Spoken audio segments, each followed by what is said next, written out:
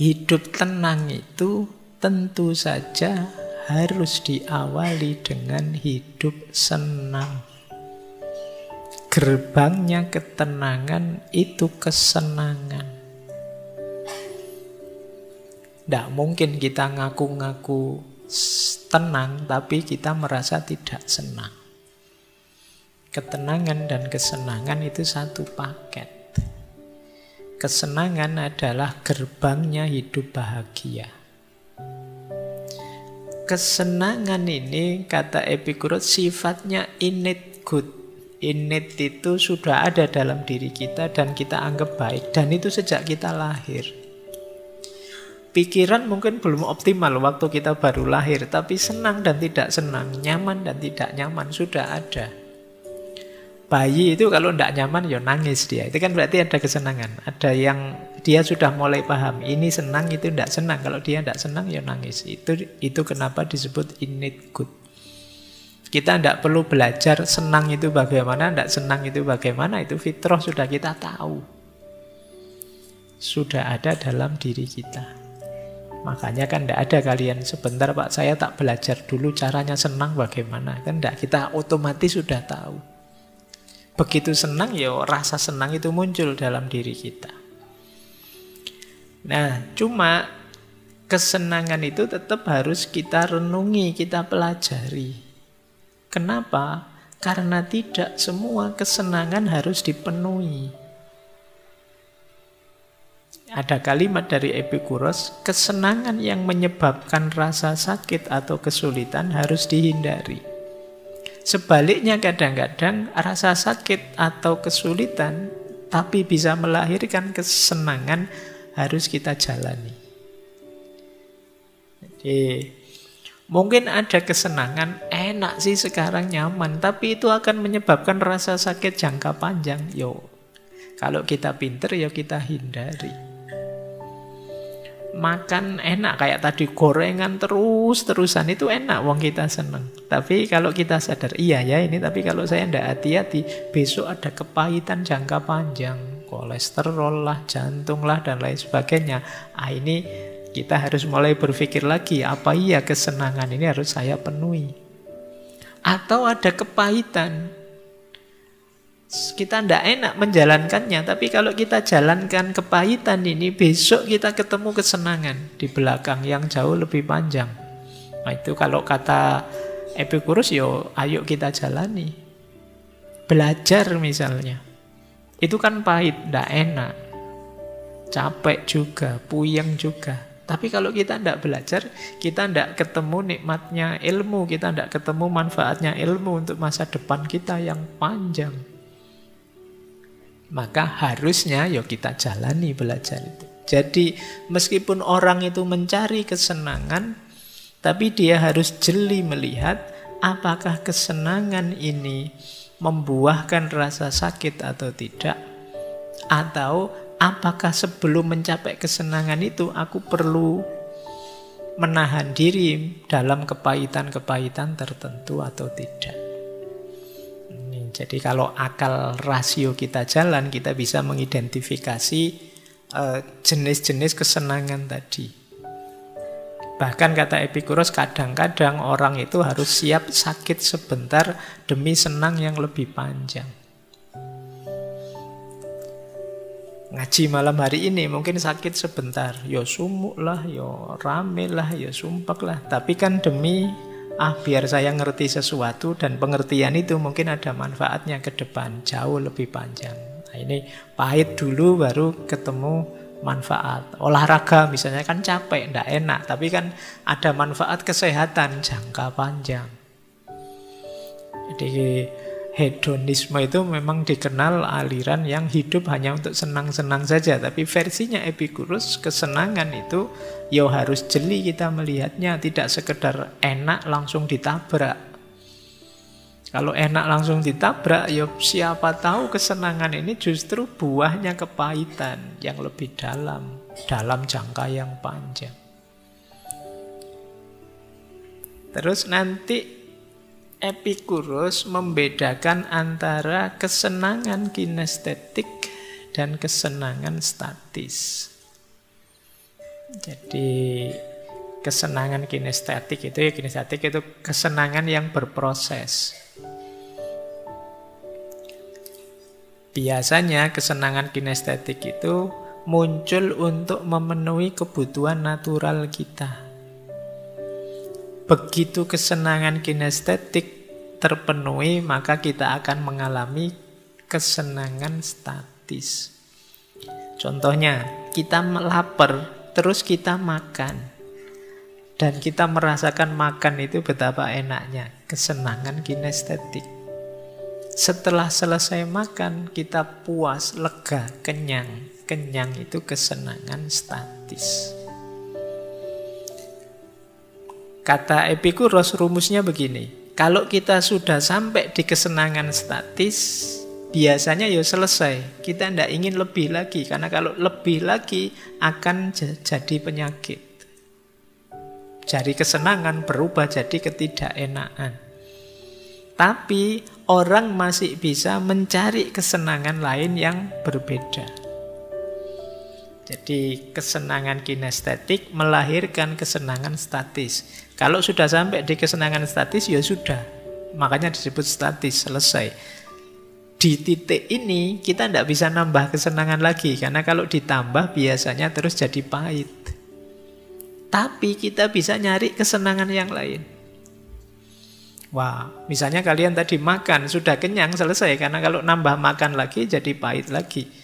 Tapi kalian masih bisa nambah kesenangan dari jalur lain. Misalnya, sudah kenyang ini, saatnya nyekrol TikTok sekarang. Itu kesenangan yang lain. Ya nanti nyekrol TikTok itu kinestetiknya kalian akan sampai di kesenangan statis yang lain. Mungkin kalian jadi gembira di situ. Tapi juga kalian harus ngerti limit. Karena kalau kalian lupa batas, terlalu lama nyekrol TikTok, nggak ngerti kapan berhenti, terus tiba-tiba waktumu habis, lupa. Wah, lupa harusnya melakukan ini, melakukan itu. Maka penting kita sadar kapan harus berhenti dari kesenangan itu. Jadi ini rumusnya, ada kesenangan kinestetik, ada kesenangan statis. Yang kalau sudah statis berarti kita terpuaskan. Kalau sudah terpuaskan jangan ditambah tapi mencari jalur lain kesenangan. Itulah rumus untuk mengejar kesenangan.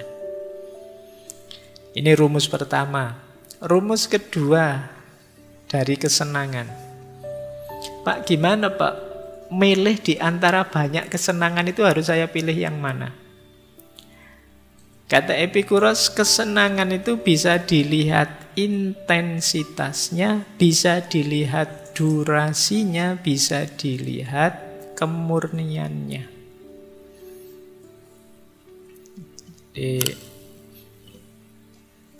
Intensitas itu kuatnya. Kalau enak, sangat enak. Ini ya sekedar enak saja, ini biasa saja, itu namanya intensitas. Kemudian ada durasi. Kalau durasi ini sebenarnya enak saja sih, tidak sangat enak. Tapi durasinya panjang, lama. Atau kemurniannya. Kemurniannya itu senang yang tanpa ada rasa sakit sama sekali. Karena ada kesenangan itu disertai sakit. Misalnya kalian olahraga, mungkin kalian hobi olahraga, seneng olahraga, terus kalian olahraga, tapi di balik olahraga ada capeknya. Itu berarti ada kesenangan yang disertai rasa sakit.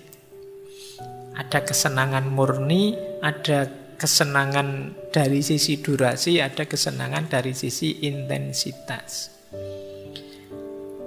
Nanti kata Epicurus, antara intensitas dan durasi, pilihlah durasi.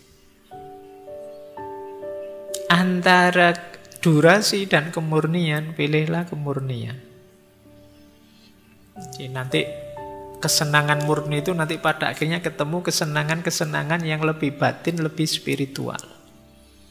Tidak sekedar kesenangan materi. Biasanya kesenangan materi itu selalu ada unsur rasa sakitnya. Jadi kalau tabrakan antara intensitas dan durasi, pilih durasi. Pilihlah kesenangan yang jangkanya jauh lebih lama, lebih panjang. Kayak tadi loh, makan itu mungkin enaknya luar biasa dibandingkan enaknya belajar. Enaknya belajar mungkin tidak senikmat waktu kalian makan, tapi belajar ini senangnya bisa jangka panjang. Kalian bisa menikmatinya jauh lebih panjang. Pilih yang durasi. Tapi nanti ada juga yang murni. Kalau murni ini ya asli, berarti tidak kecampur apa-apa. Ini pasti kesenangan sejati. Nanti ketemu para sufi misalnya, senangnya dekat dengan Allah, senangnya dan lain sebagainya. Nah, maka untuk kesenangan murni itu ya, beliau bilang begini, there was no reason to eat, drink, and be merry today if you are going to have a headache from it tomorrow. Tidak ada alasan untuk makan, minum, atau kawin kalau hari ini kalian sedang pusing.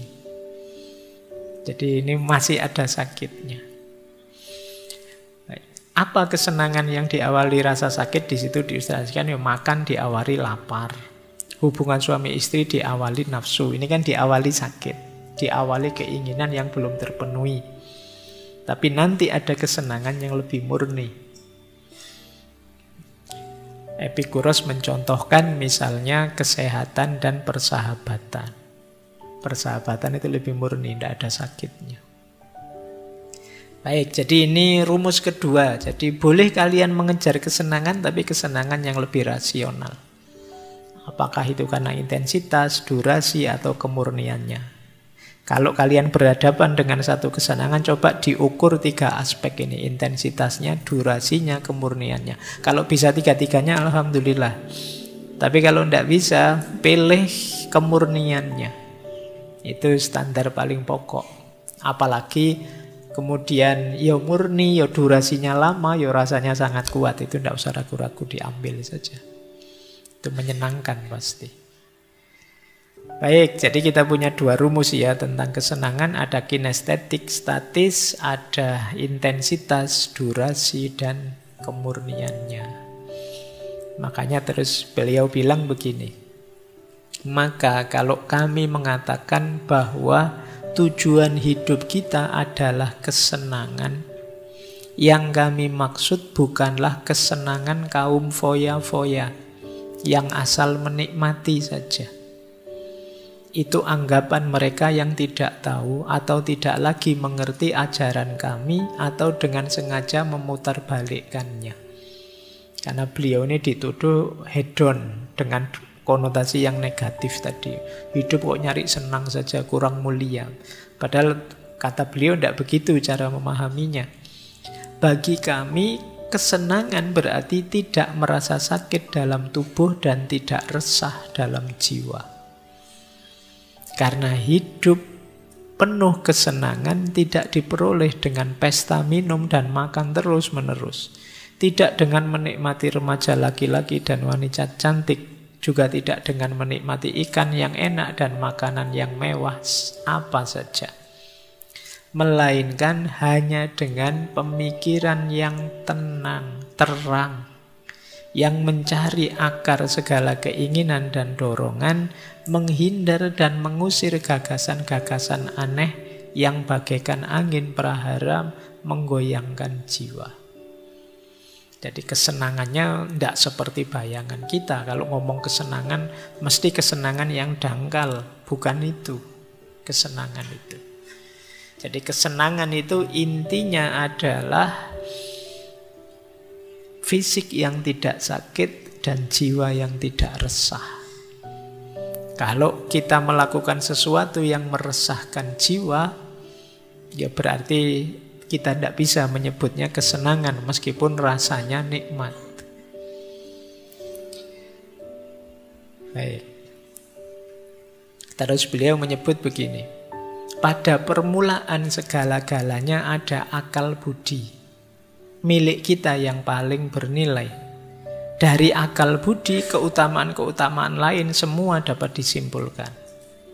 Akal budi mengajar kita bahwa tidak mungkin hidup senang kalau tidak hidup secara rasional, bersusila, dan adil.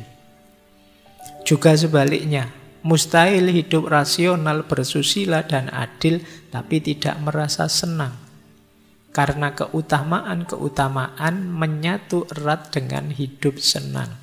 Dan yang satu tidak dapat dipisahkan dari yang satunya. Mungkin kemarin-kemarin kita merumuskan hidup senang dan hidup baik itu dua hal yang berbeda. Kalau di Epikuros tidak. Tidak mungkin kita bisa senang kalau kita tidak hidup baik. Dan tidak mungkin kita ngaku orang baik tapi tidak senang.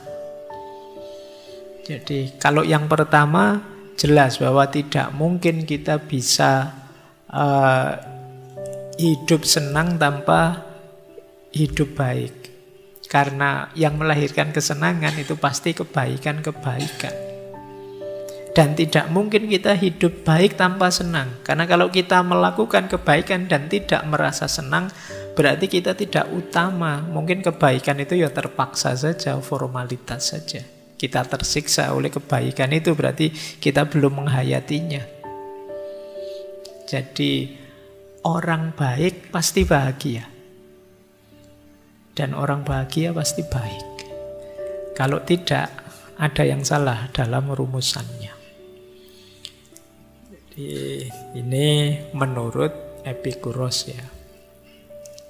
Maka orang yang nganggap hidup hedon itu pasti negatif, nah ada pembandingnya. Ternyata pikiran-pikirannya Epikuros yang disebut akarnya hedonisme tidak begitu. Hedonisme jadi lebih artifisial, negatif nanti di hedonisme yang modern, yang dulu pernah kita bahas. Baik ya, jadi rumus pertama orang bahagia, hidup tenang adalah hidup senang. Untuk tenang kita harus senang. Tidak mungkin kita bisa tenang tanpa senang.